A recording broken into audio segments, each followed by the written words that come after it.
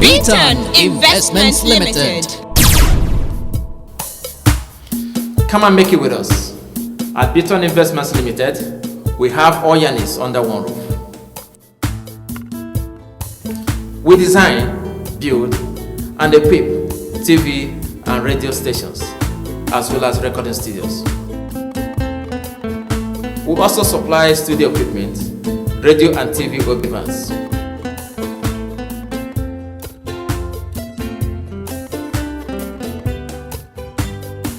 We produce successful music and films. Take a look at our Africa's best underground recording studios.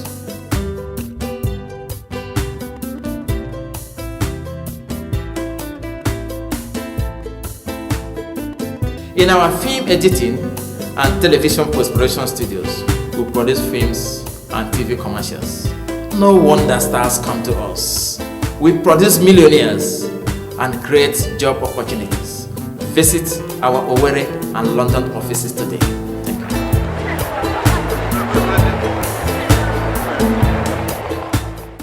you. Beaton Recording Studios. Ours is a case study.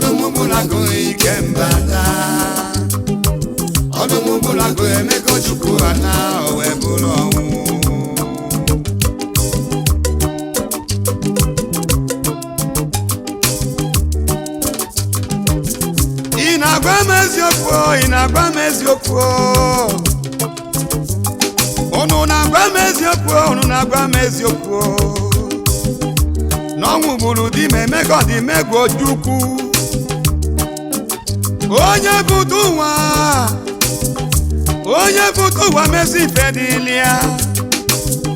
O mezi fedilia nenu wa na ba o mebulon.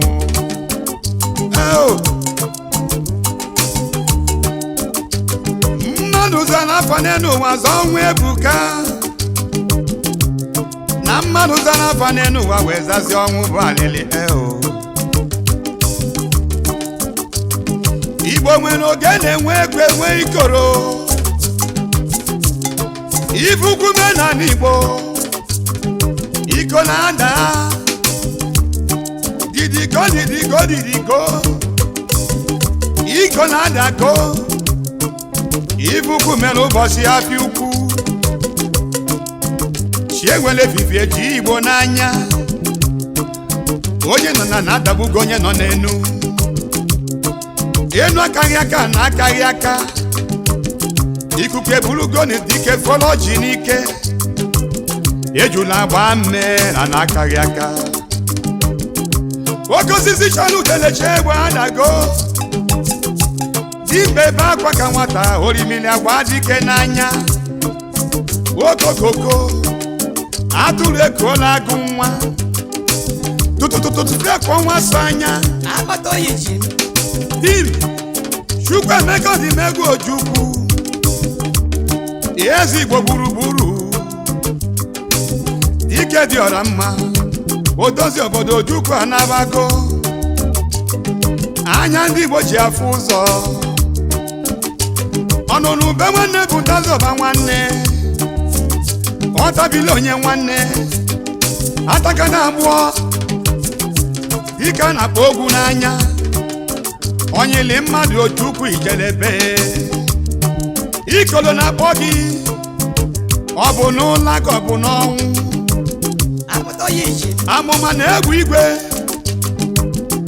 dịka na-agbalị izu kweketegete oyi na-atụ mba gburugburu ojukwu ikolo na-akpọ gị kunie ọdịmegbo ndị igbo ojukwu egbe nduru egbe ọnụ na-abụ ojukwu ikekwala ụkwala egwu jide ndị ilo ya onye daa ọdagide nwanne ya onye si na ya nụrụ mgbogbo ogolo ya manọkwa na onye ogolo ga-eme ya ife ọnwụ dị megwu ojukwu kedu etu ọ dị gị n'arụ ọ tụkpọrọ gị ụjọ ime emego dị megwu ojukwu ụda sụrụ na mba nụ ya na mba obiri dịka aka na na ọchụbara dịka ọfịa amụdịbụ nyiri enyi ime na adị mbuli ọchụbala enyi zọgbu agụ n'ụkwụ ọgba ọgụ nwanne akwa mmiri aka na dị mma na ọnwụ bọọlụ fọlụ bụ onye igwe bụ ike ụmụ igbo onye agha na nwanne ya okwu ejiri mara ojukwu kwada unu makwa na onye ọkụ nyụrụ n'aka ya bụ onye afụnyụrụ ya ụmụ igbo anya ọ ga-afụnye ọkụ onye agha na nwanne ya na igwe bụ ike ojukwu zanụ nyaza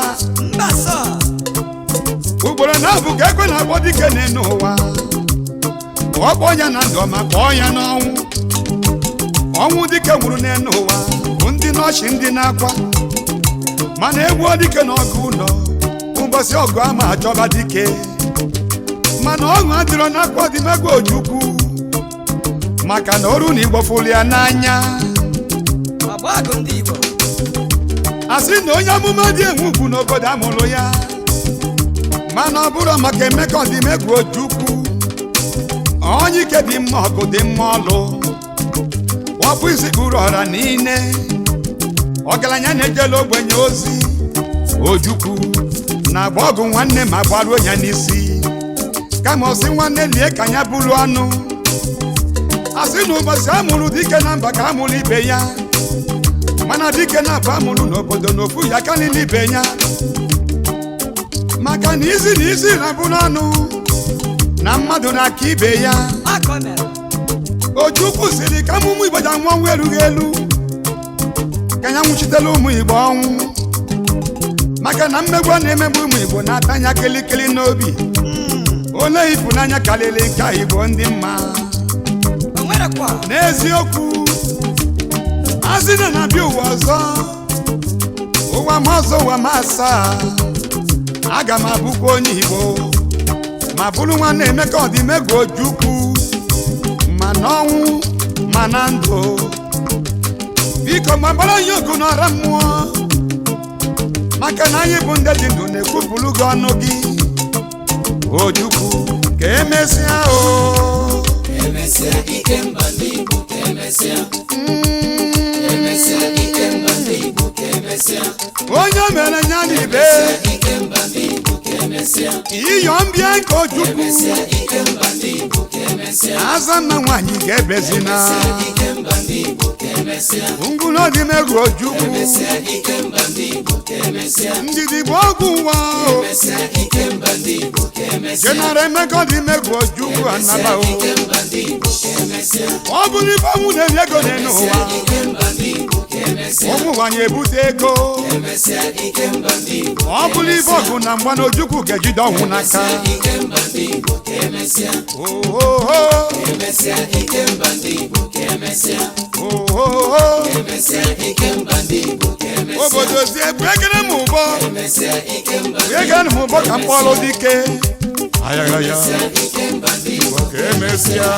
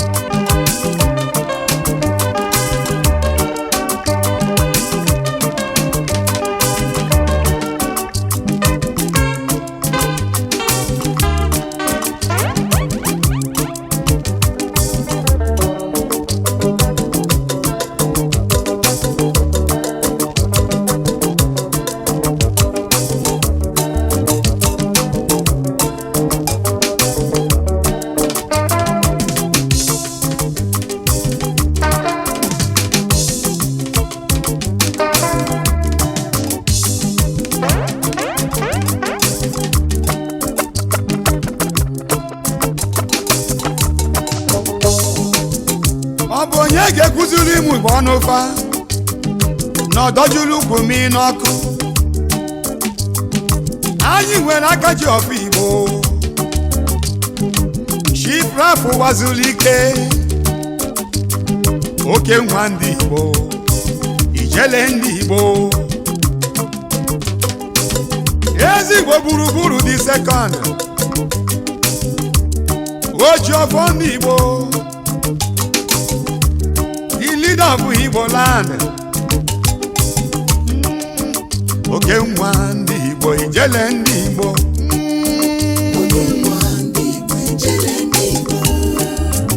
onye ga-ejebe n'ogbe anyị n'obi ọ na-aba n'ogbe anyị n'obi ọgaranya ngadanga m ezi nwosi o were okwe ọnụ Imo local gọọmenti Imo steeti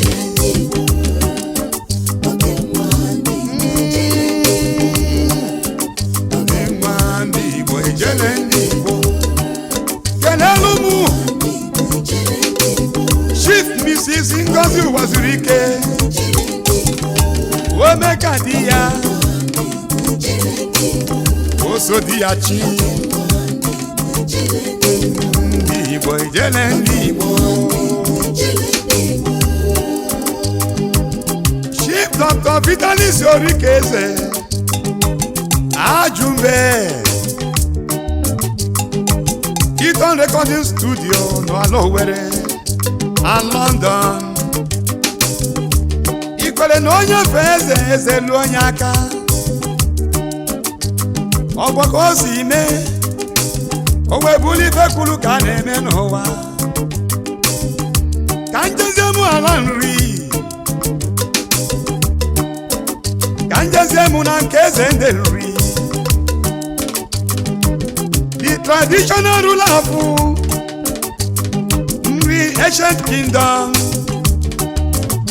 His Royal Majesty Eze Nri obi dị egwu onye so ala nri nwere mmadụ na onye mere ka ga-emego ị ga-achị ka nri nka n'ogbe eze dị gị mma n'isi ịma na ị ga-adị ka echi maka na echi adị agwụ agwụ a na-ekwu na nkịtị ofu obi ka ndị Igbo ji aga ofu obi ka ndị Igbo ji aga n'ụwa isi na mgbago ka isi na ndịda bịa isi n'etiti wee bịa o anyị chabụ ndị Igbo unu ibu anyị danda egwu ọ na-atụ orimili ọkụ onye ga-ada olimili ka egwu na-atụ wele wele wele wele wele wele wele wele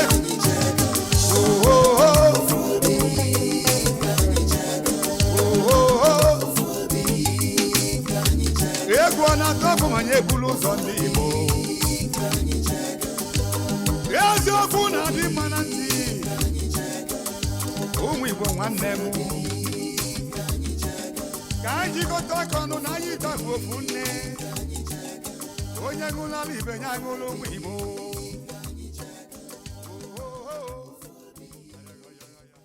I remember even 2 months ago, I went somewhere after my performances. They start calling, oh, guess what? Oliver Decoque came here like yesterday. I said, yes, Oliver Decoque is dead. They said, no, he's not alive. He came to our place, he performed. My name is Eugene Akanite alias Eugene Decoque, the younger brother, late Chief Oliver Decoque. Ojukwu is my brother. He's from Nnewi. And I'm from Ezinifite, Nnewi South. I'm from Nnewi. So, Ojukwu means a lot to me. Mostly, or not really me alone, but the whole world. That's why he passed. I said, okay, the best thing that I can do for Ojukwu, I have no money to shower, push out there. I said, the best thing to do is to do this tribute to him. Yeah. I think I was at the age of probably 4 or 5 years old during the Civil War. So I heard a lot of Biafran War. I knew little about the Biafran War. And it's like, when you mention Ojukwu like this, it's like, oh, wow, where is he? You know, he used to be one of the greatest and also a hero. You know, so I know much about Ojukwu from my childhood. You know, my dad, Julius Akanite, his beard was just like this. So we look like our dad. It's not fake, it's original. Look at it. If you want to draw it, you can touch it. You know, it's not fake. I feel like, you know, to just leave it this way. Let Oliver Decoque do have the same beard as that of my dad. You know, I play the guitar for I play the guitar. Abada, Messiah, Ikohaba, People's Cup of Nigeria, Identity, Opportunity, name all that records. I played all the guitars. I started music at age of 11. Then 1976, we formed Expo 76, Ogene Sound Super. Then I played lead when Oliver played solo. So the first record was Messiah, I played the guitar. From there, Emesia Ikemba Ndigbo, and so on. So I've been playing guitar since 1972, at the age of 11. Yes, I played when Oliver taught me. By the way, he taught me how to play this guitar. He taught me how to play solo. Then called a guy called Piccolo, all the way from Congo. Because he was telling me that, he said, one day I will form my own band. Then I would like you to be the lead guitarist, and I want you to play guitar even more than me. So he taught me how to play solo. After that, he brought a Congolese called Piccolo. Piccolo taught me how to play lead guitar. Then 1976, then he formed Expo 76. From there, I joined his band. But I was playing with the two musicians back then. I played with King Joseph Friday, yes. Sonny Ade. I played with other musicians. After that, then we found Expo 76. From there, we continue. From 1976 to 1987, we traveled to United States of America. 1984, after 5 months of tour, we came back to Nigeria. Then 1986 again, we traveled to America again. We taught for 4 months again, we came back to Nigeria. Then 1987, we traveled back to America again. That was when I decided to, so I told my brother, you know what, I would like to stay here in America. I want to learn how to play jazz music, this and that, and go back to school and do this. Then he said, it's okay. Then I dropped over there in New York, from New York to California. I've been in California since 1988 till 2010. I came back to bury my senior brother. Then after that, it's okay. It doesn't make sense for me to go back to America again. Then the best thing for me to stay here and keep the flag flying. You know, if you go to America, you ask about Eugene Decoque, East Coast, West Coast. You know, I performed over there. I'm so popular over there.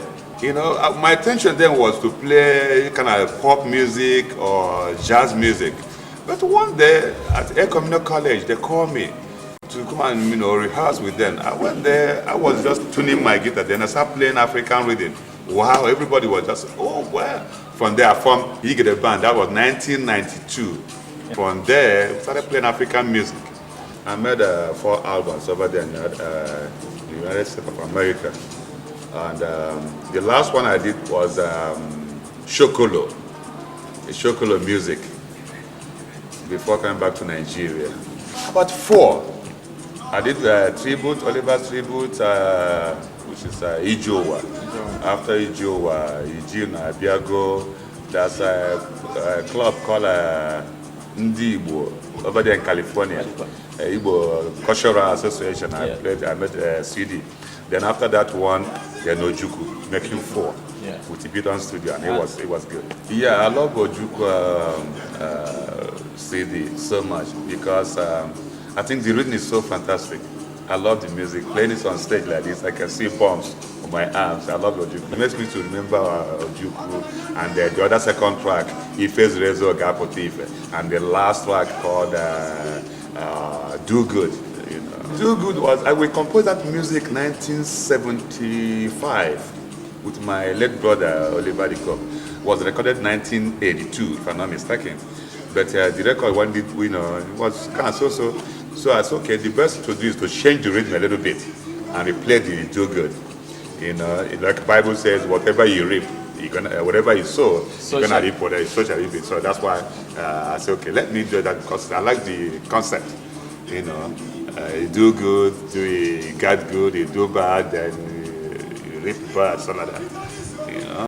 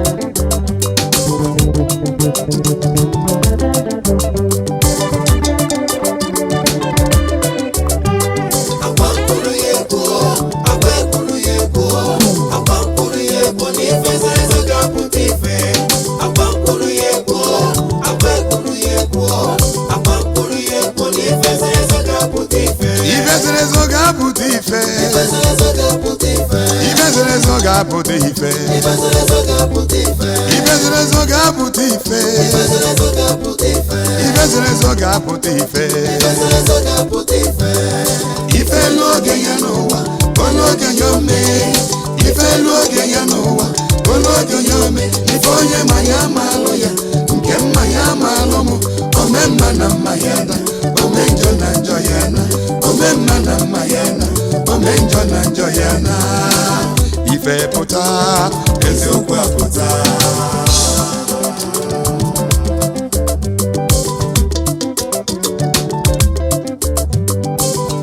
Ụmụ Igbo ka nduzie mụnụ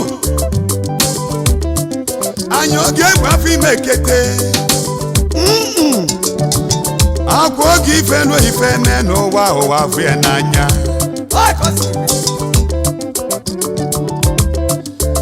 maka na achọba mma ekwu agba m ife lili n'anya so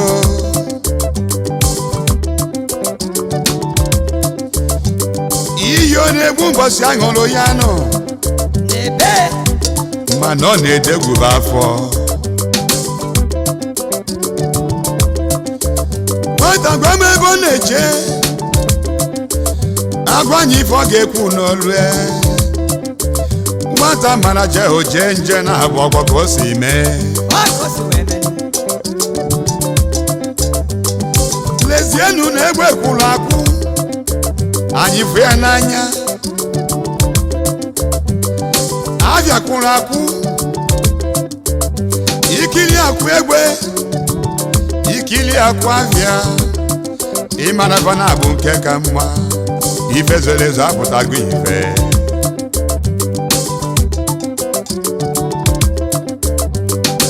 maka na ọ bụrụ oge eliri aka ịdị ka ọ na-agụ mmiri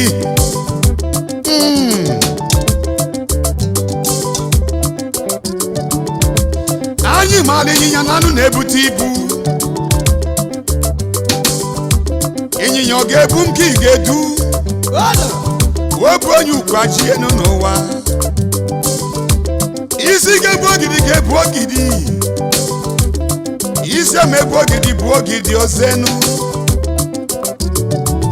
koloko si na ya ga-akọtụ ọchị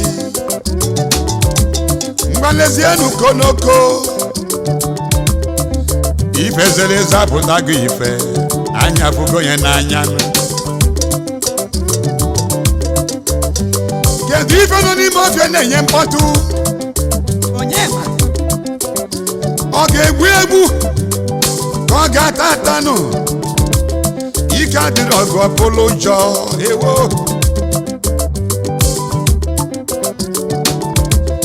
anya mara ọka kara aka ntụwọka bụ agụlụ afịa zụrụ m ite esighị n'ọkụ ụbịam akpọ na mmiri mancha mancha King Eugene Decoque na ndị egwu mụ anyị ga-eneje eje na-abata abata aja mmụọ soli ikuku bịa omese soli ikuku n'aba anụ ọgba egwu ajago onwe ya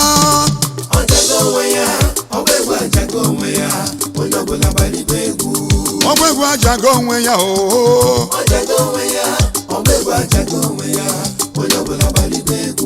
egwu dị mma ịgba dị mma onye ọbụla gbalibe egwu egwu dị mma ịgba dị mma onye ọbụla gbalibe egwu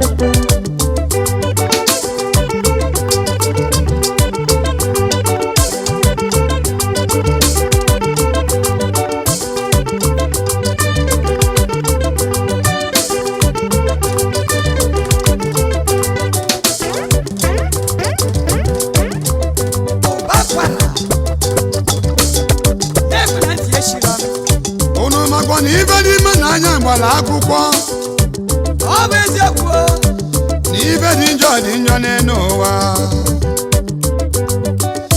akọwalụ ege nwalue dike nọ na mba na-aba mba ozizikwanụ dike n'onwere dike nọ na mba ike na-alụ afọ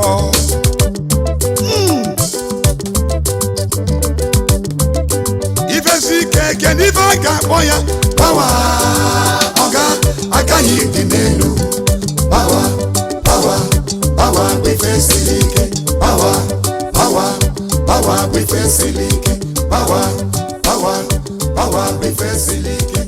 Power, power, power, we face silike.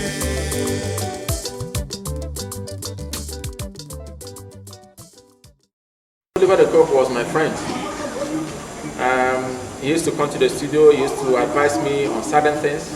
He used to acknowledge our input in the music industry. He was my client. Because of that close relationship, we started working together. So by the time he died, we were now looking for a replacement so that the name of the Coke would continue to go on. Obodozie, who happened to be his manager, brought his younger brother, Eugene. I said, wow. The first day I saw you, I said, no, this must be Oliver. Maybe Obodozie brought the spirit of Oliver. Yes. I looked at his Biabia, the same Biabia. You spoke, the same voice. Yeah. I said, okay, I'm going to give you a trial. He brought a CD of the music he recorded in America. We played it. The same voice. I said, Oliver is not dead. He did his first album, Ijo. The music went on, trying to introduce him, trying to make people know him, to let people know that this is not Oliver. This is a younger brother of Oliver. This is the guy who started music with Oliver way back at Aba. He sings like Oliver. He had the same behavior like Oliver. In fact, he's from the same womb like Oliver. Yeah. Though it made some appreciable impact in the music market, then he came up with another album, Ojife Libife, which is also in the same pattern of Oliver, but this time around with a deviation. He sang more like East African type of music. Yeah. In all the 3 albums he released, he played all the percussions. And Eugene is a complete musician. A composer, a writer, a singer. He played the guitars, the lead guitar. By the time Obodozie approached me that Eugene has written a very good song that will be a tribute to Ojukwu, gave it a trial. By the time we started the recording, which everybody played important roles, Eugene worked tirelessly. I want to say that the recording took about 15 sessions, including working into the night to ensure that the record comes out fine. And you can't believe it. That's the magic. Eugene brought out his best. Piton Recording Studio brought out the best instance of equipment and the expertise, and it came out fine. You can play more than your brother. We have it behind. But if I had said it before, they would say, it's because but I'm happy people are saying it now. How do you see his music? I mean, Eugene Decoque music. That's what I'm saying. Just for good to see him. Nobody gave him the chance. Everybody will tell you, he can't do it. He can't play like Oliver. But personally, I believed in him. Myself and Nat Nwabeze was a director in Oliver's band. Yes. Only 2 of us. The first day we saw him play, we believed him. In fact, after playing, I went to him and said, Oliver is not good. So I'm happy now that every other person has accepted. Every other person has accepted. When Oliver died, I haven't met Eugene in my life. I learned his brother is in America playing music. I was the person who asked the family to make sure that Eugene Decoque entered back in the music to replace Oliver. So when he came back, and I saw him as somebody who is going to replace his brother. In fact, for now, he's trying, and I want people to give him support. He will go places. So as I'm saying him, he's going to measure up. He's going to be somebody. I love music is almost dead, but what he's doing now is trying to bring back I love music on top. We'll still meet Miss Oliver anytime, any day, because he brought with him a uniqueness of Igbo music, Igbo high life. But I'm even more encouraged that that vacuum is not going to stay for a very long time. Watching the video and listening to the song of his brother, I have asked myself, where has this young man been all this while? It does appear that God in his wisdom kept him by the side to step up at the right time, which is now, to fill that vacuum, which would have been more yawning, which would have been far bigger. I think he is only going to succeed for now to narrow that vacuum. And this particular music, I'm sure, is going to be another bigger hit. I see his brother in the years to come rising even further than our great Emesia Decoque. When Oliver was alive, we were all in love with him. I had the opportunity to be part of his audience and performances at various performances. And he was not just a good musician, he was a gentleman, a very kind and generous person. We will miss him, but his brother is here to kind of simmer the big loss we've suffered.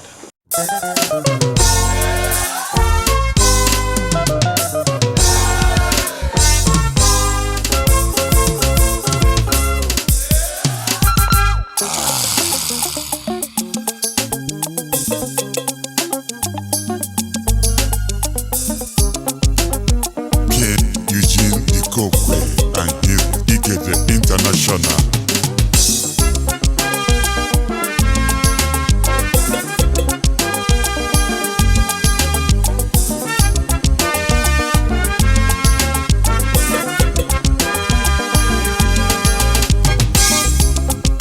Anything better somebody they do. Eugene Decoque, Ife International. Anything better somebody they do. After we remember him, oh, because the thing they do. Anything better somebody they do. After we remember him, oh, because the thing they do. Do good, do bad, all for you. After we remember him, oh, because the thing they do. Now God Almighty, I can judge you. After we remember him, oh, because the thing they do. Do you see the way somebody so now he can reap? After we remember him, oh, because the thing they do.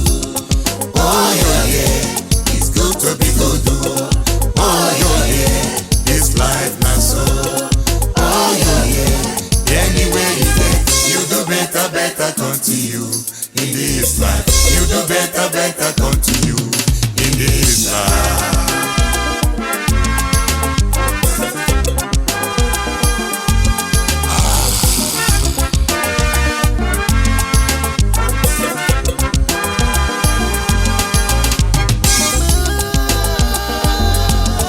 Everyone will get it back. You get it? That's where we do it. So make we do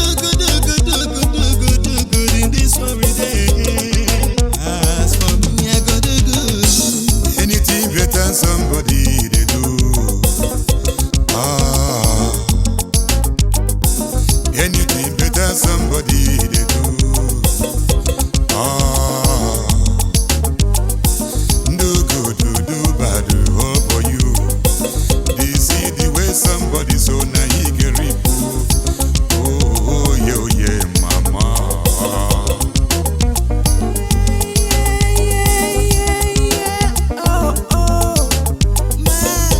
If you do good, go follow you, my mama. If you do good, go follow you, my papa. Yo.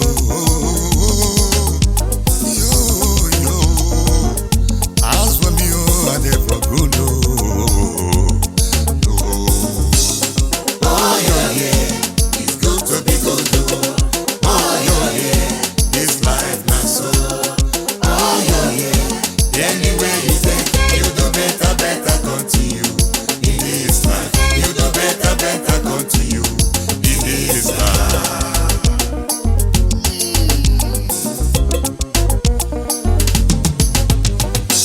Anything better somebody they do.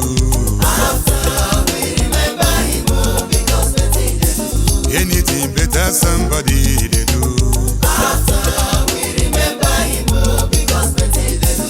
Do good, do bad, all for you. After we remember him, oh, because the thing they do. Now God Almighty, I can judge you. After we remember him, oh, because the thing they do. Do you see the way somebody so now he can reap?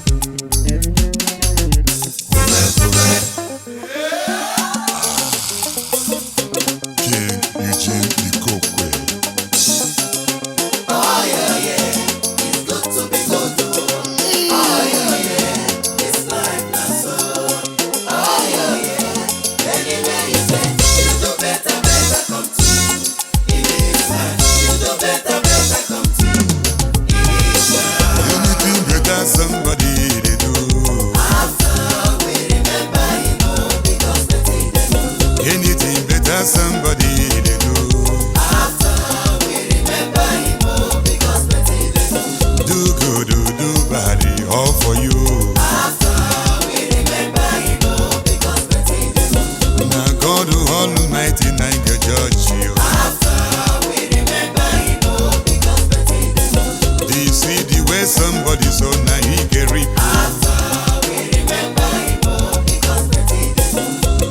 Oh yeah, it's good to be good. Oh yeah, this life not so. Oh yeah, anywhere you get, you do better, better continue in this life. You do better, better continue in this life.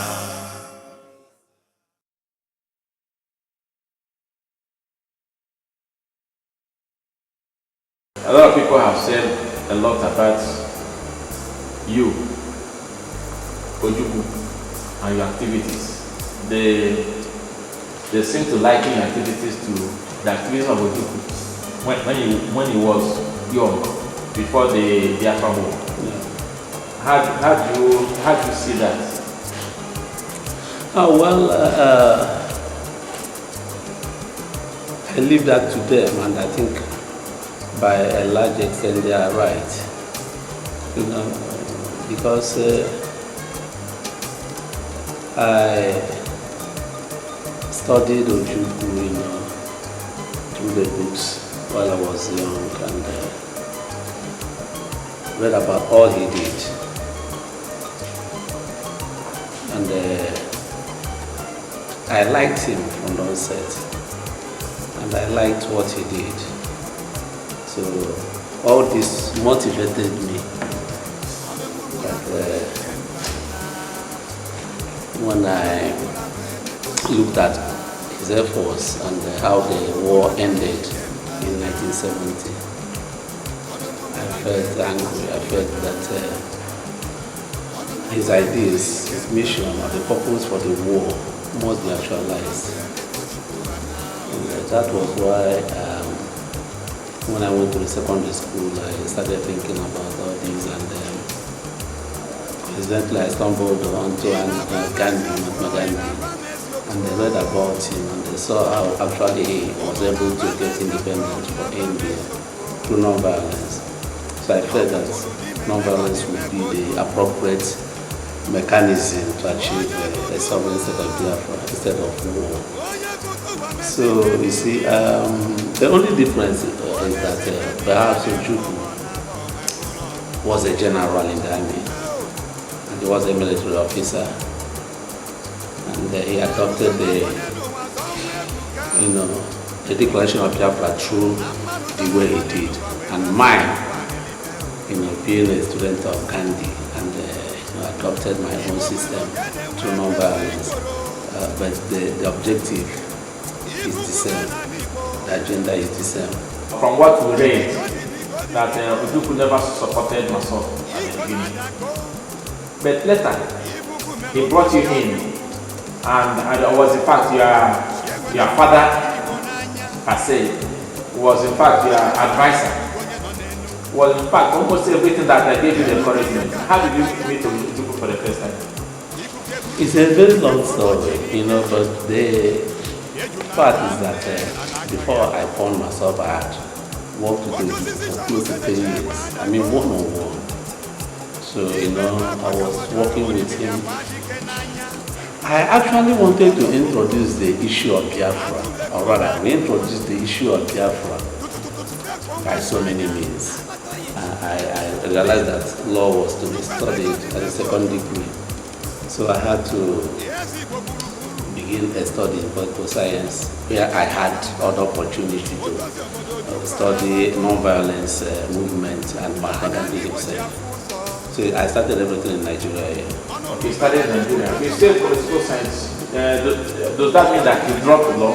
No. No. In India, before professional courses like law and medicine are done at postgraduate level. So I studied political science as a first degree, which qualifies me to read law.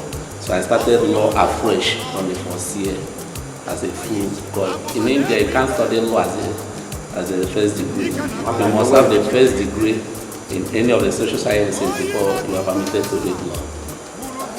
You lost the ambition to form MASOP in India, or the notion came to you when you arrived in Nigeria? I can say that the notion was circumstantial in the sense that when I was in there, I wasn't really thinking about a revolution per se. I just went to India to understudy Mahatma Gandhi and see a way Biafra could be actualized through non-violence. You understand me? So I didn't have any notion about MASO or any other organization. But after MASO was circumstantial because of the prevalent circumstances at that particular time regarding Obasanjo's administration. When you say prevalent circumstances, there might be something that triggered your mind. Yes, so that's what I'm saying. You know, when I came into Nigeria and went to the law school and all that, it was called Tuba. Then,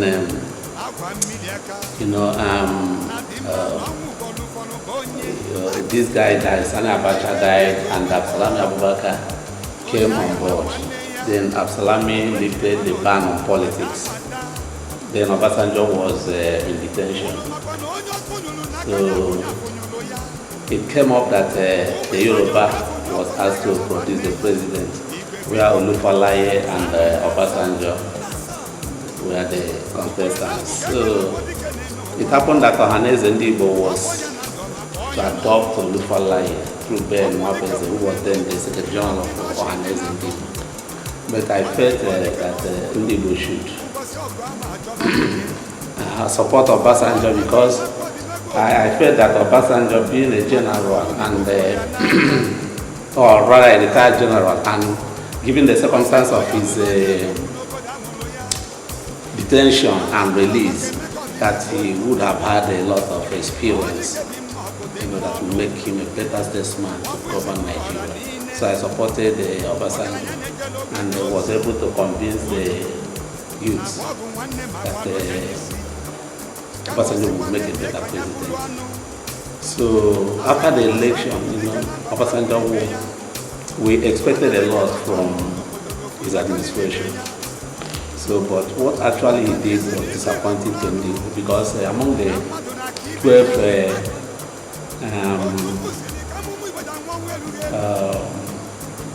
Security Council members, because constitutionally 2 Security Council members were supposed to come from each geographical zone, but he picked from all geographical zones and didn't pick anyone from the southeast.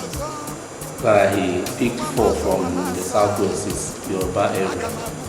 And when people started criticizing him, he was asked why he did so. He said, one, that there was no major general from the southeast. He was reminded that even during his regime, after Murtala Mohammed died, that Sheikh Musa Yaradua was promoted from a colonel to a major general to be his second in command. So he had a lot of, someone that is often temperamental. So he said that as for the people defeated in the war are not supposed to talk for the next 200 years. So that angered me personally. I felt that the issue of the Biafra-Nigeria war has gone, and that for anybody to make reference to it is, for thought. I felt, okay, since he's making reference to the same issue, that the Biafra issue should continue. So that was what motivated me at that particular time to form MASO. So that was why I said it was circumstantial. I had wanted to use Igbo organizations to start Biafra, the issue of Biafra. So it was through this issue of Igbo organizations that brought me closer to Ojukwu.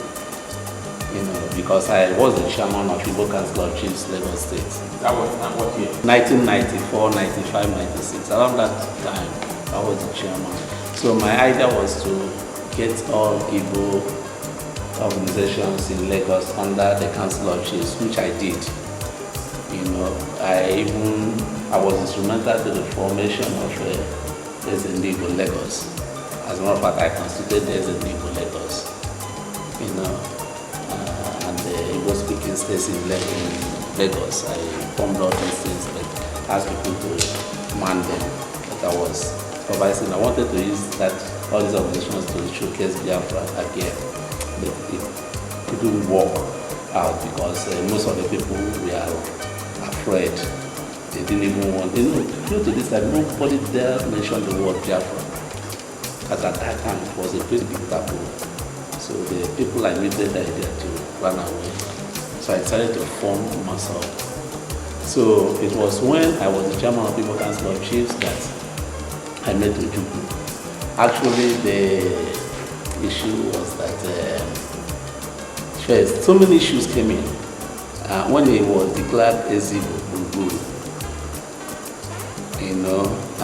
Ohaneze kicked against him by buying up all the media house, newspaper houses to denounce him. So I wasn't in support of what Ohaneze was doing. So I called press conferences supporting Ojukwu. By then I didn't know anything about, I didn't know Ojukwu, I hadn't met him the first time. But he was reading most of the things I was saying in the papers. Moreover, there was this Post Express, Lagos, by Sonny Odeku, was the publisher, so the paper head propagating my views about Ojukwu. So, but what actually made me meet Ojukwu the first time was when there was crisis in Lagos arising from Abiola's debacle. Because when Abiola was denied the presidency stuff, the Yorubas revolted. There was killing in Lagos and all that. So in the morning, you wake up in the streets, you see non-indigenous being killed and all that. So I called a meeting of non-indigenous in Lagos, comprising Igbos, Hausas, Ibibios, all these other people that were not Yorubas. So we met, and in that meeting we resolved that we should approach two prominent Nigerians, that's one from Igbo, one from Hausa, to meet General Marwa. So that time was a big colonel, to tell him about the unsafe situation or the security issue surrounding non-indigenous in Lagos. Also, PC was killing non-indigenous arbitrarily. So we selected Ojukwu and ND Hamza, that the businessman, because he was living in Apapa then. So we decided to meet Ojukwu first. So I went to Ojukwu's residence at Prince Drive and dropped a letter, telling us our intentions. So then Ojukwu was in Enugu, but because of that he flew down to Lagos. He told his PA, Obonyama, that anytime he came to Lagos he would get in touch with us.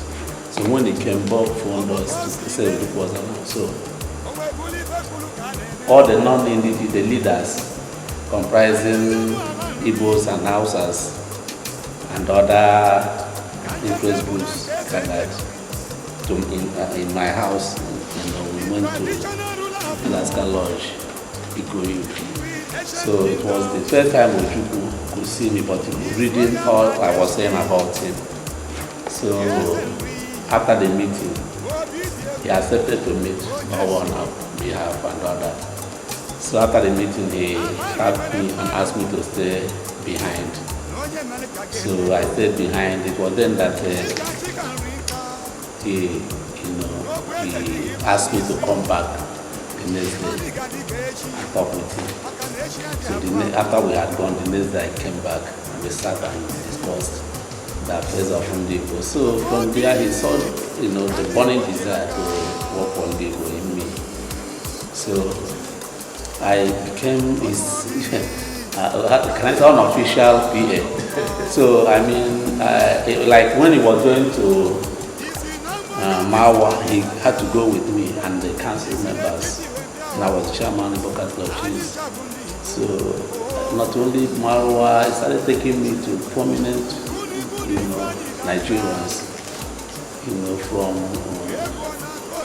Rotimi Williams to these big people. Even when Abacha died, I went with him to Abacha's funeral. We became very close, and so when the issue, I decided to form myself.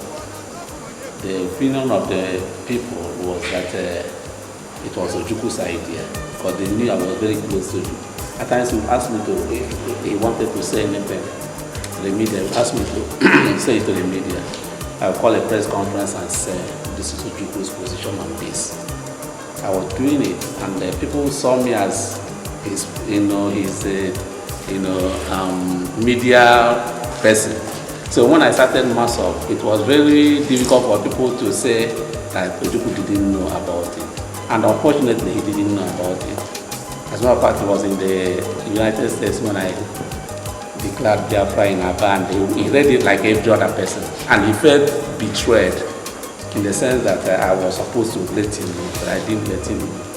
And when later, because actually, when people said he criticized me, he did, because he was right to do that, because I didn't tell him. And all these prominent Nigerians had seen me with him, either in public places or visiting them. So it was like, is it not that young man who came with Ojukwu the other day in this place and that place? So he was disappointed. So at that time, the Obasanjo invited him and Dr. Zokalo when I declared Biafra. So he said that it was infantile. That was the language he used. It was right, because I didn't tell him. But later when he called me back, he asked me the reason why I didn't tell him. I told him that I didn't want him to stop me from doing it. Because if I had told him, he would say, no, don't do it, and I would have stopped. While I didn't want to stop, because I wouldn't disappoint, I wouldn't disobey him. That was what I told him. So initially, he was disappointed. Not disappointed in Biafra, but for the fact that I didn't tell him. So, but later he saw that Biafra was his product, was the product he manufactured. So, and for the love he had for Biafra, so it was impossible for him to petition anybody that was to continue with that episode. So he brought me back. One of the people died. You were conspicuously absent. A lot of people were worried. It was planned, it was an agreement I reached with Jonathan, that MASOP. Because before Ojukwu was buried, the Senate, the motion was tabled at the Senate, and they said Ojukwu was not to receive a state burial, given their reasons. So they had already dropped the idea. But later, we had some discussions. Jonathan intervened, and because when they threw away the motion, MASOP, he got prepared to bury Ojukwu. I had even concluded arrangements to, I had even made some payments to helicopters and all that. For 7 days, I would carry Ojukwu's body to the different states. When Jonathan realized all this, so he talked. He said that he wants to come in, or he wanted to come in, and he wanted Ojukwu to be given a national burial, and that was what I really wanted. That he said there's no way he could share it in MASOP. Either he wanted me to agree with him. So we had so many discussions. At the point, both the Chief of Army Staff and Ejirika and others were involved. So we agreed that Ojukwu to receive the national burial that MASOP should play in the South. We agreed. It was an agreement. The only person that knew about it was Ejirika's wife. All these people they were not part of it. They didn't even know when the meetings were held. So, but Jonathan knows people who were supposed to know knew about it. So I know people will be disappointed, but then I achieved my purpose to give Ojukwu the biggest burial on earth, because I said it in his house. I think when I was receiving visitors there, I said that Ojukwu will receive, his burial will be the best in Africa. But at the end of the day, it became the best in the whole world. I can tell you authoritatively that outside Jesus Christ, I have not seen anybody's burial as big as that of Ojukwu. Yes. started to challenge. So I got more than even I thought I could get. I wanted to build a monumental success. And when I saw Jonathan coming, I withdrew because I had achieved what I wanted. Ojukwu Ikemba Ndigbo was a visionary. He was a quintessential human being. He was the man who saw tomorrow. He was an Igbo icon. He fought for the entire Igbo race. He fought for the emancipation of the Igbos. He fought to make the Igbos have a sense of belonging and in the entity called Nigeria. He sacrificed his life. He sacrificed his father's wealth. He sacrificed his comfort to ensure that the Igbos were not humiliated. Ojukwu is true that he's dead, but we have a replacement in the person of Chief Ralph Owazirike, a student of Gandhi. He studied Gandhi properly when he was a student in India, where he read political science and law. This is a gentleman who had been incarcerated more than 16 times by the Nigerian authority. Still, he was not deterred. He continued to pursue the Igbo-ness. He continued to ensure that the Igbos have a place in Nigeria. And today, it is paying off. Just recently, during the killing of the Igbos in the north, he sent about 20 buses to evacuate women and young children who could not afford to come back home. Ralph is somebody who can blow a whistle today and over 2 million people will gather, even without asking for transport to go back. You don't buy leadership, you work for leadership. I think he has worked for leadership. And that is why the Ezenri, Ezobidegu, conferred on him the Ijele Ndigbo, the senior masquerade, and in fact gave him the Ofo Ndigbo. Ofo is a symbol of authority in Igbo land, and it's the same Ezenri during the time of Eze Tabansu Dele that gave Ojukwu Ofo Ndigbo, the same in the Asian kingdom that is acclaimed to be the origin of the Igbo race, deemed it fit to recognize Ralph Owazirike as Ijele Ndigbo and gave him the Ofo Ndigbo. People recognize him, recognize his effort. Unlike before, he was seen as a radical. When non-Igbo sons and daughters are rallying around, he has gotten a lot of acceptance by the Igbo race. Ojukwu is beyond rating. When you talk of an icon, people like Ojukwu come once in a while in history.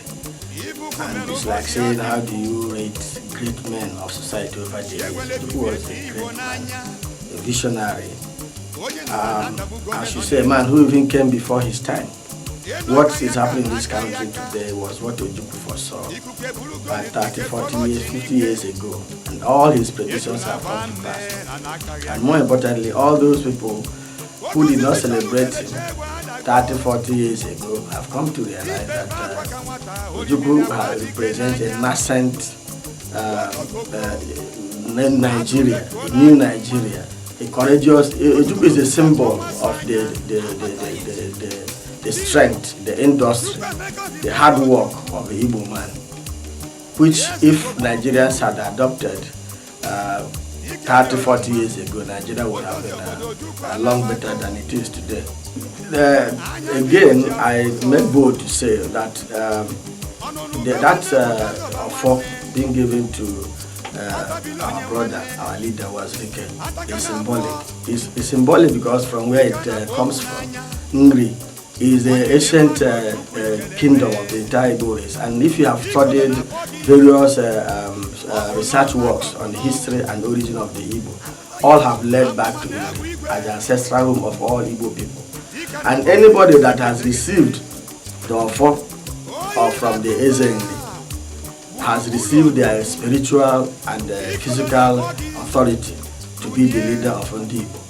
And this is not just peculiar to us. The Yoruba race, you have the Ife, the Ife dynasty. If you are that's from where they draw their strength. For the Muslims draw from the Caliphate.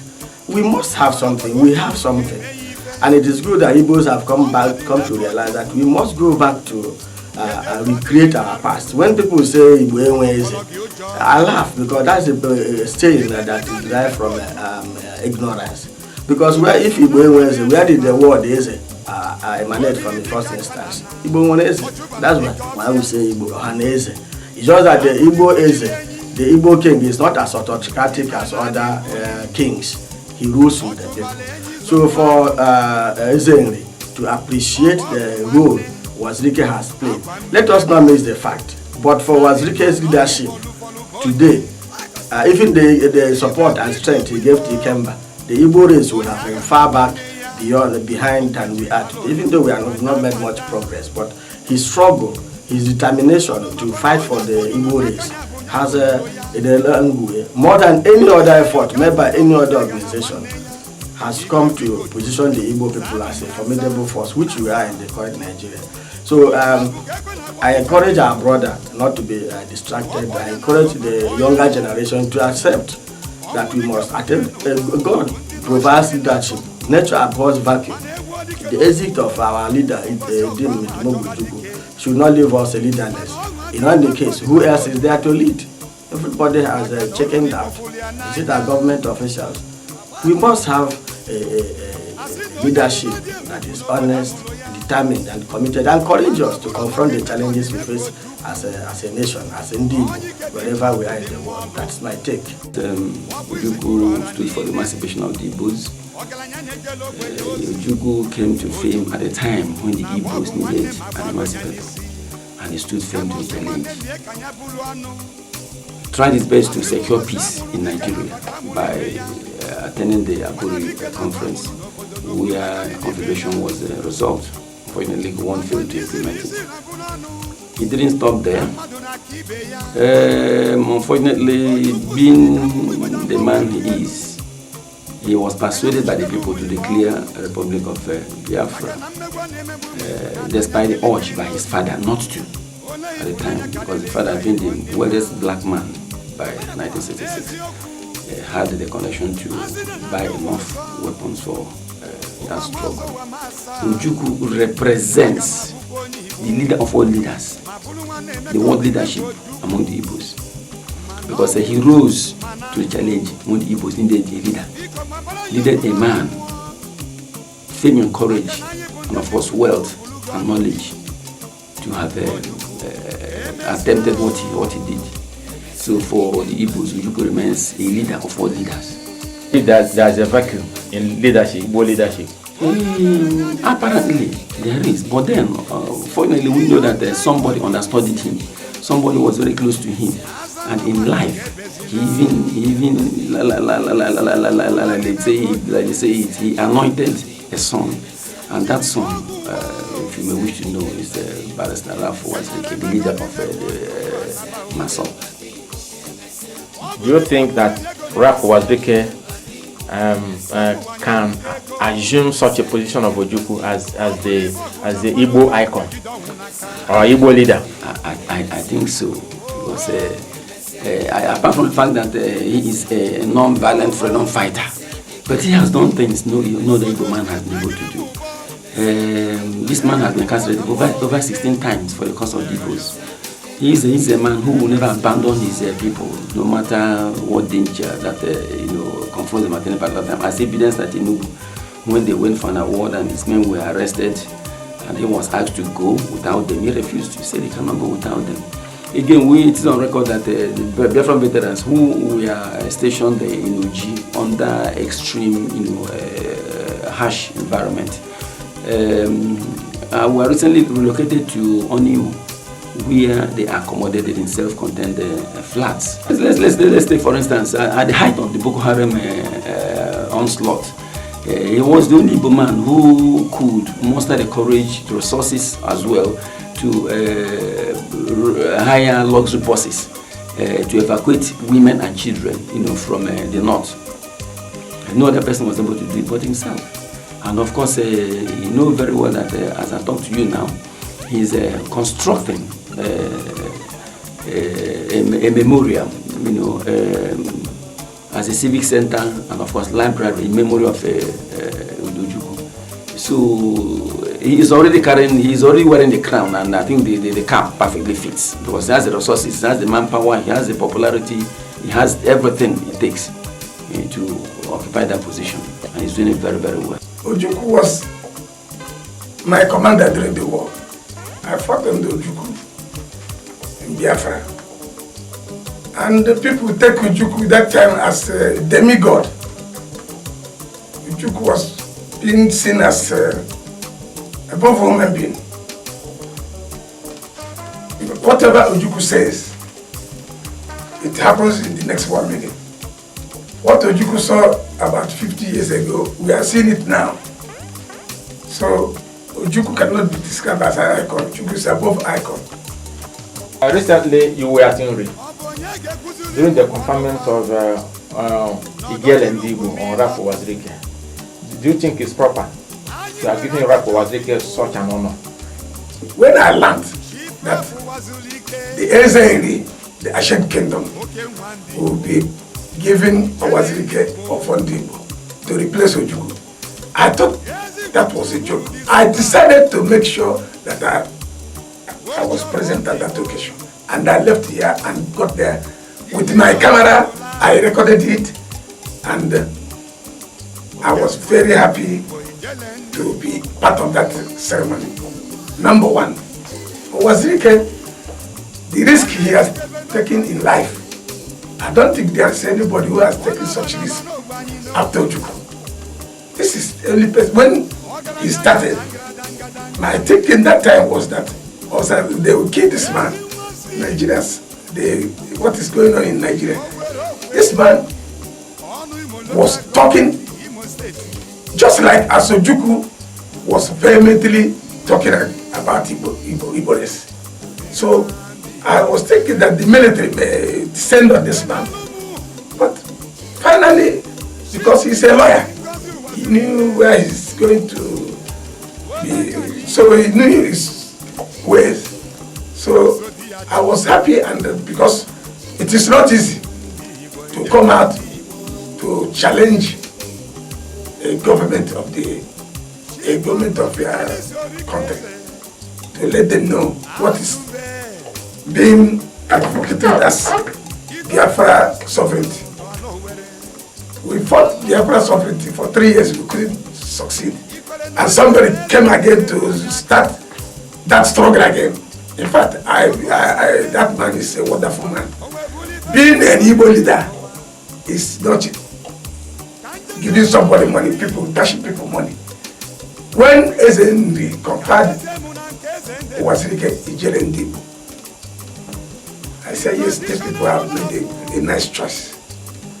You cannot make yourself a leader. It is people who make you a leader. Some governors think that if you are governor, you are not a Igbo leader. No. Igbo leader, you cannot be a leader by yourself. Or the public will say, this is our leader.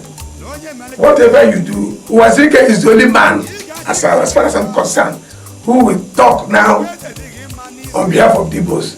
People at Abakaleke, people at Odesha, people at Enugu, people at Were, people at Port Harcourt, Calabar, Uyo, everywhere.